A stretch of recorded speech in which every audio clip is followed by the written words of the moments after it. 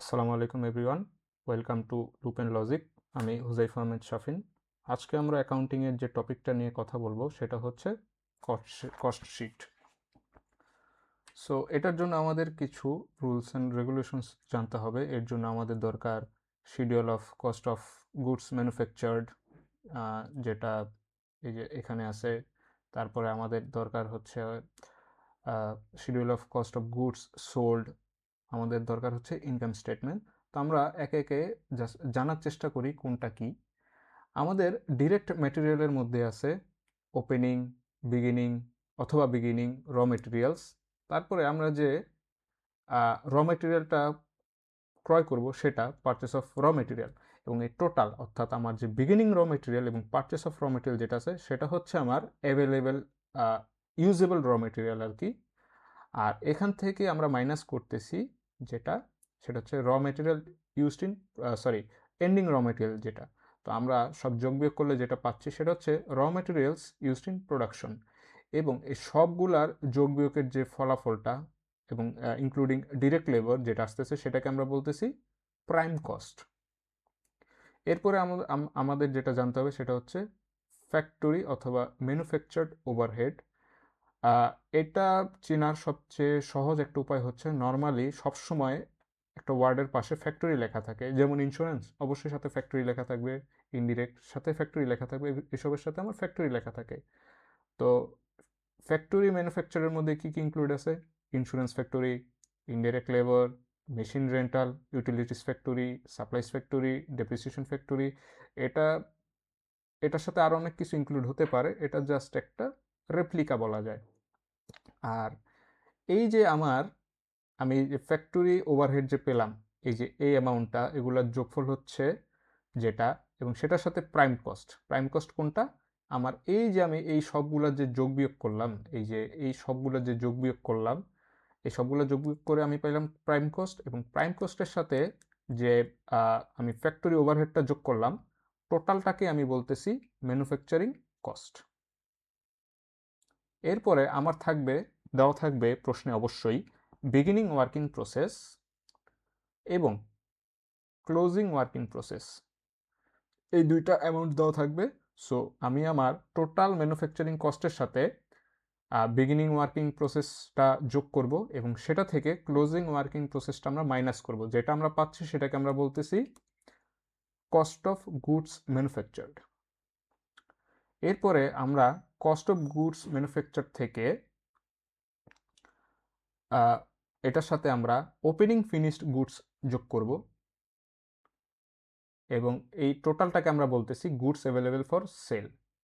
এবং এটা থেকে আমরা কি বিয়োগ করব, মানে গুডস অ্যাভেলেবেল ফর সেল থেকে আমরা বিয়োগ করতেছি আমাদের যে ক্লোজিং ফিনিশড গুডসটা আছে এটা বিয়োগ করতেছি। সো টোটাল যেটা আমরা পাচ্ছি এটাকে আমরা বলতেছি কস্ট অফ গুডস সোল্ড। এরপরে আমাদের যেটা একদম সর্বশেষ সেটা হচ্ছে ইনকাম স্টেটমেন্ট। তো আমাদের তো একটা প্রশ্ন অবশ্যই সেলসের অ্যামাউন্টে দেওয়া থাকবে।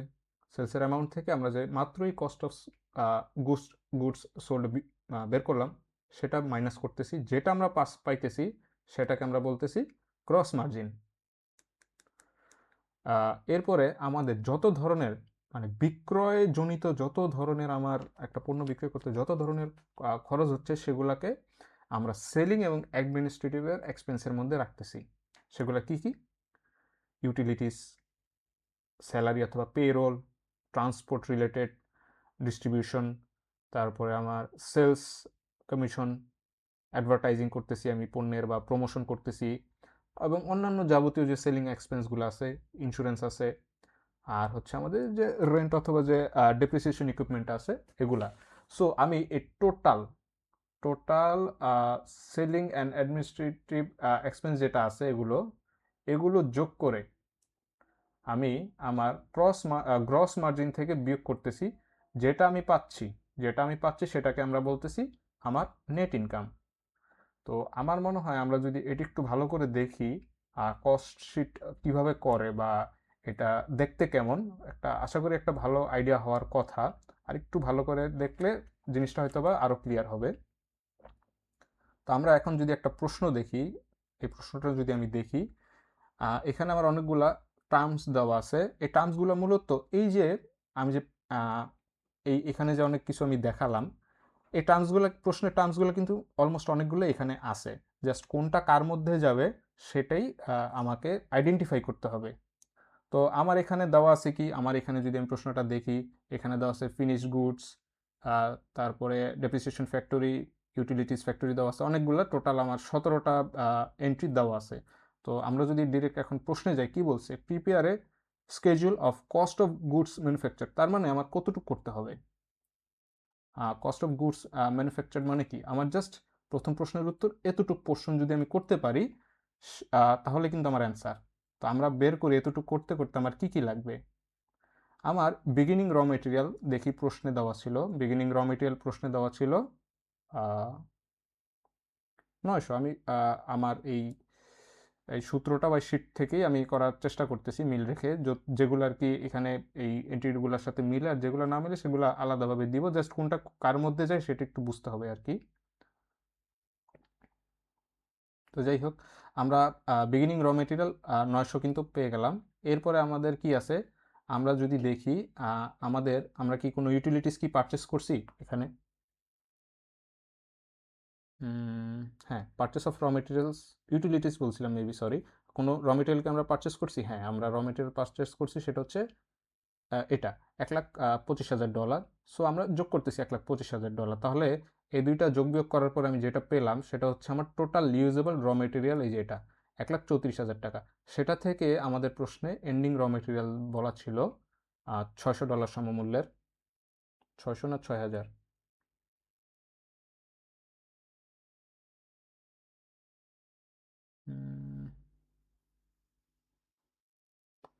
এই তো, র মেটেরিয়ালস ইনভেন্টরি এন্ডিং $6,000।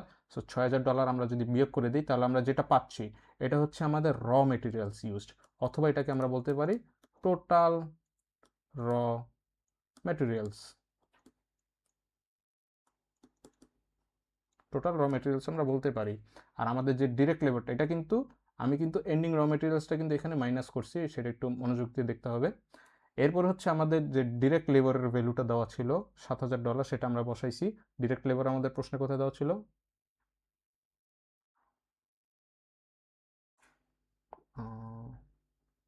আবার একটু দেখে আসি।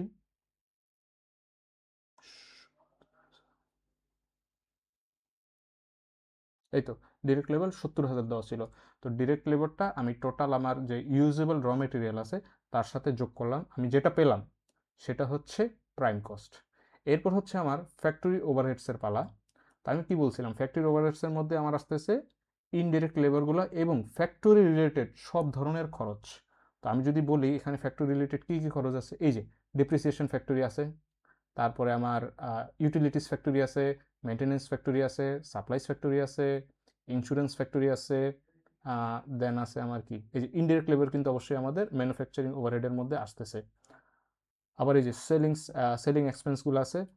যত ধরনের ফ্যাক্টরি রিলেটেড যে আমার এক্সপেন্সগুলো আছে এই সবগুলো কিন্তু এখানে আমি ইনক্লুড করলাম, যে যে depreciation factory, utilities factory, maintenance, supplies factory, insurance factory and indirect লেবারটা আর কি। সো এটা যোগ করার পরে আমি যেটা পাচ্ছি সেটা হচ্ছে টোটাল ম্যানুফ্যাকচার ফ্যাক্টরি ওভারহেড আর কি। এই যে যতগুলো এই ভ্যালুগুলো যে আছে এগুলো যোগ করার পরে আমি যে ভ্যালুটা পাচ্ছি সেটাকে আমরা বলতেছি টোটাল ফ্যাক্টরি ওভারহেড। এবং টোটাল ফ্যাক্টরি ওভারহেড, এই টোটাল ফ্যাক্টরি ওভারহেড আর এই প্রাইম কস্টটা যদি আমরা যোগ করি, তাহলে যেটা আমরা পাচ্ছি সেটা হচ্ছে টোটাল ম্যানুফ্যাকচারিং কস্ট।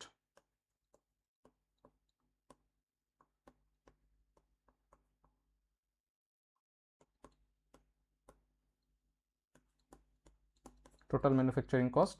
সো সেটাই আমরা বের করছি যে 1,05,000 এবং $1,98,000। সো টোটাল কত আসতেছে আমার, $3,03,000।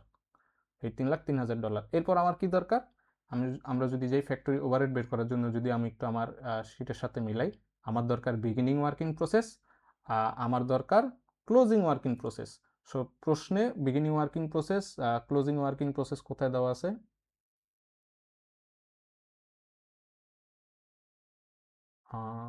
ওয়ার্কিং প্রসেস এটা ফিনিশ দেওয়া,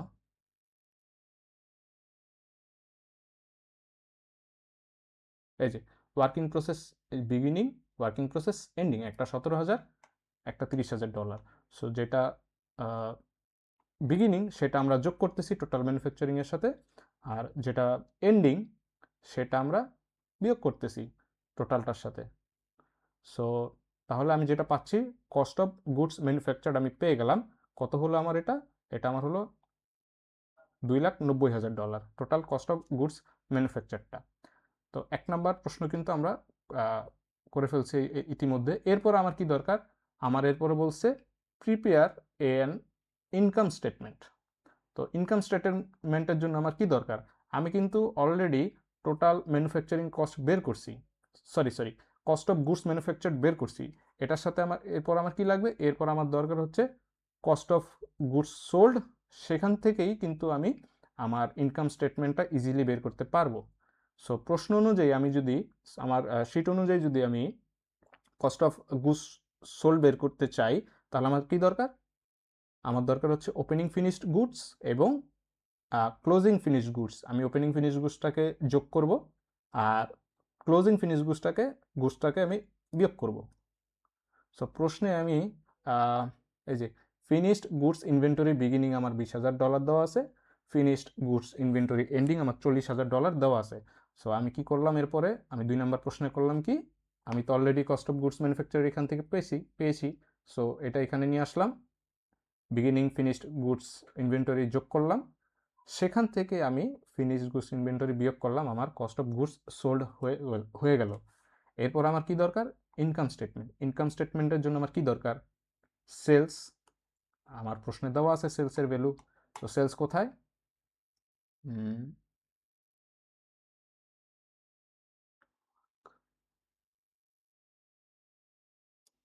এই তো সেলস $5,00,000 দেওয়া আছে আমার। আর আমার কাছে তো আমি মাত্রই বের করলাম,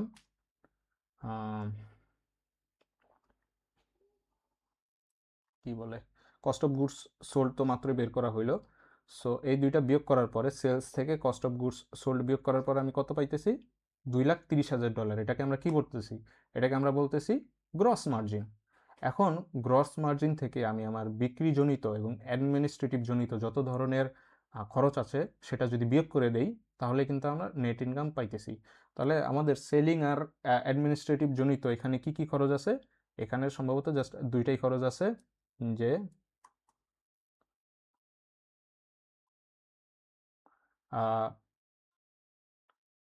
সেলিং এক্সপেন্সটা আছে আমার, আর আমার আছে কি, সেলিং এক্সপেন্স একটা আছে,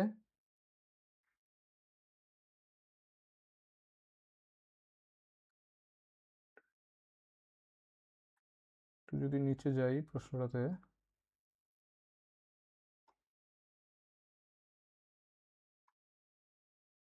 আচ্ছা সেলিংস এক্সপেন্স আর হচ্ছে আমার অ্যাডমিনিস্ট্রেটিভ এক্সপেন্স, আমি খুঁজে পাচ্ছিলাম না, দুঃখিত এর জন্য। সেলিং এক্সপেন্সটা আছে আর অ্যাডমিনিস্ট্রেটিভটা, এই তো অ্যাডমিনিস্ট্রেটিভ এক্সপেন্স। আমি সম্ভবত বলার সময় সেলিং এক্সপেন্সটাকে ফ্যাক্টরি ওভারহেডের মধ্যে ইনক্লুড করে ফেলছিলাম সম্ভবত, তো দুঃখিতের জন্য। যাই হোক, আমি এই পর্যন্ত বের করে ফেলছি। সো সেলিং এক্সপেন্সটা আর অ্যাডমিনিস্ট্রেটিভ এক্সপেন্সটা যোগ করলাম, তাহলে আমার টোটাল সেলিং অ্যান্ড অ্যাডমিনিস্ট্রেটিভ কত হলো? 1,90,000।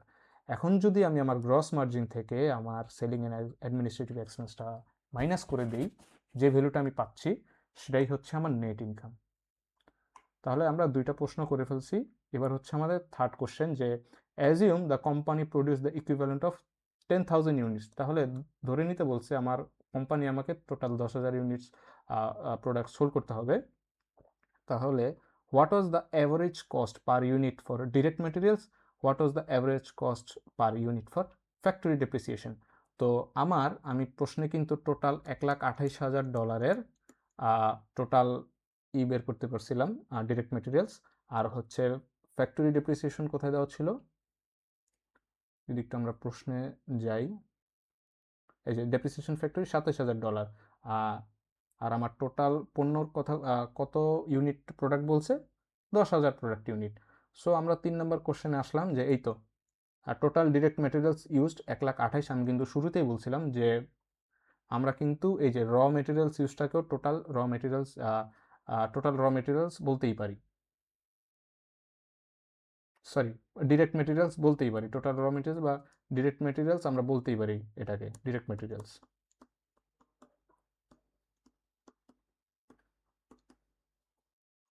এটাকে আমরা টোটাল ডিরেক্ট মেটেরিয়ালস বলতেই পারি। সো তাহলে টোটাল ডিরেক্ট মেটেরিয়ালস ইউজ কত, বা এটাকে যদি আমরা অন্যভাবে বলি তাহলে কি হচ্ছে যে টোটাল র মেটেরিয়ালস বা টোটাল ডিরেক্ট মেটেরিয়ালস ইউজ $1,28,000। প্রশ্নে আমার বলা ছিল আমার প্রোডাক্ট কত কত কত ইউনিট, 10,000 ইউনিট। ফ্যাক্টরি ডেপ্রিসিয়েশন প্রশ্নে উল্লেখ আছে $27,000। তাহলে আমি যদি দেখি average cost per unit for direct materials কত হচ্ছে, জাস্ট আমার ডিরেক্ট মেটেরিয়ালের অ্যামাউন্টটাকে আমরা যদি টোটাল প্রোডাক্ট ইউনিট দিয়ে ভাগ করি, যেটা আসতেছে কত, তাহলে আসতেছে $12.8। আর অ্যাভারেজ কস্টটা যদি আমি করি তাহলে আসতেছে $2.60। সো 3টা প্রশ্ন অলরেডি ডান। 4 নম্বর প্রশ্নে যদি আমরা আসি, এখানে বলছে যে assume the company expects to produce 15,000 units of product during the coming year. What average cost per unit, what total cost would you expect the company to incur for direct materials at this level for activity? আবার কি বলছে, for factory depreciation,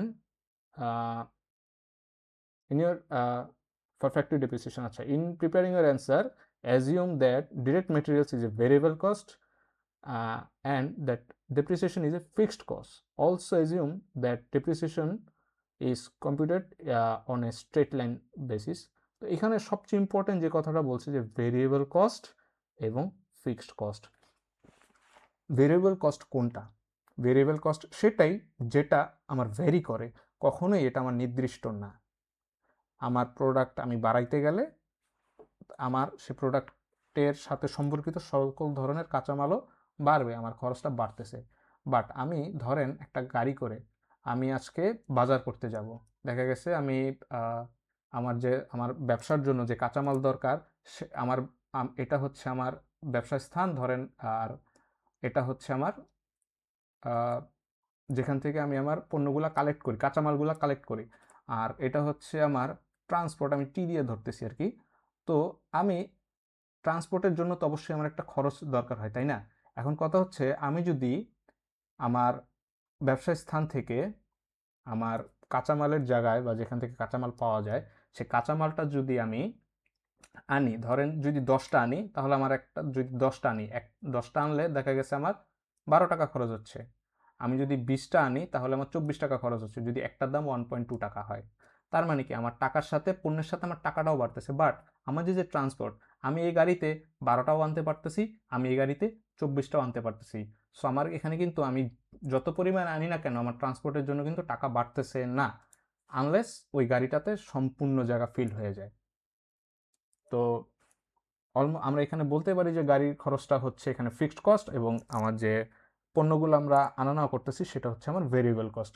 তো যদি আমি প্রশ্নে অ্যান্সারে যাই, সেটা কি, আমার তো এক্সপেক্ট কত বলছে, 15,000 প্রোডাক্ট আমার এক্সপেক্টেড উৎপাদনের জন্য। আর direct materials is variable cost এবং ডিপ্রিসিয়েশন ইজ ফিক্সড, যেটা প্রশ্নে বলা ছিল। তো ডিরেক্ট মেটেরিয়াল হলে কি হয়, আমি কি বলছিলাম যে আমি যদি পণ্য আমার বাড়াইতে চাই তাহলে সে পণ্যের সাথে যত কাঁচামাল দরকার সেটাও বাড়বে, তাই না? আমি যদি 2টা বানাইতে চাই তাহলে আমার 2টার টাকা লাগবে, আমি যদি 3টা বানাইতে চাই আমার 3টার টাকা লাগবে।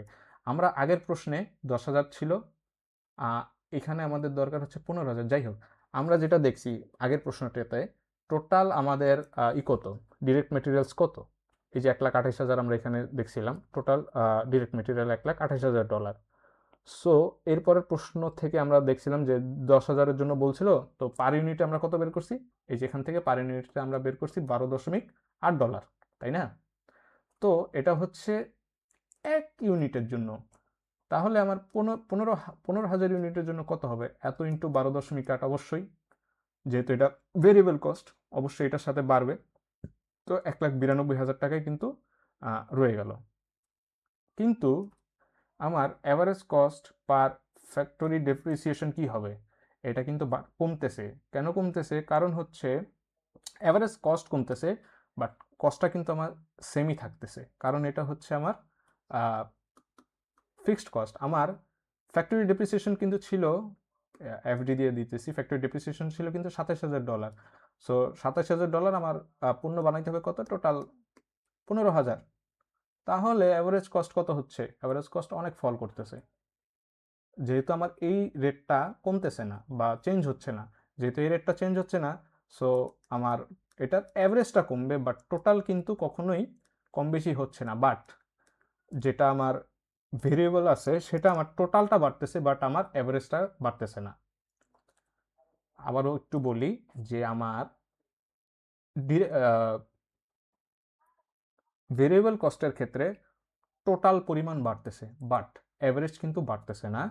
কিন্তু আমার ফিক্সড কস্টের ক্ষেত্রে টোটাল সেম থাকতেছে, বাট আমার পার ইউনিটের হিসাব কিন্তু চেঞ্জ হচ্ছে। সো এটাই ছিল কথা। আমি যদি এবার, সম্ভবত এটা এখানে শেষ, একদম লাস্ট প্রশ্ন কি, as the manager responsible for production cost explain to the president any difference in the average costs per unit between 3 and 4। আমরা যদি আগের প্রশ্ন দুইটা 3 আর 4 ভালোভাবে সলভ করতে পারি, তাহলে এটা কিন্তু অলরেডি আমাদের খুব সহজেই পারার কথা, কারণ এটা সম্পূর্ণরূপে ফিক্সড কস্ট এবং ভেরিয়েবল কস্টের কনসেপ্টের উপর দাঁড়ায় আছে। আমরা কোনটাকে কি বিবেচনা করছিলাম? আমরা ফ্যাক্টরি ডেপ্রিসিয়েশনকে বলছিলাম ফিক্সড, আর ম্যাটেরিয়ালস যেটা ডিরেক্ট ম্যাটেরিয়ালস সেটাকে আমরা ধরছিলাম ভেরিয়েবল। সো এখানে কি বলতেছি যে variable costs stay constant per unit, তার মানে ওইটাই আমার পার ইউনিট হিসাব সেমই থাকবে, বাট আমার টোটাল হিসাবে চেঞ্জ হয়ে যাবে। So the average cost per unit does not change with production volume, but the production value increases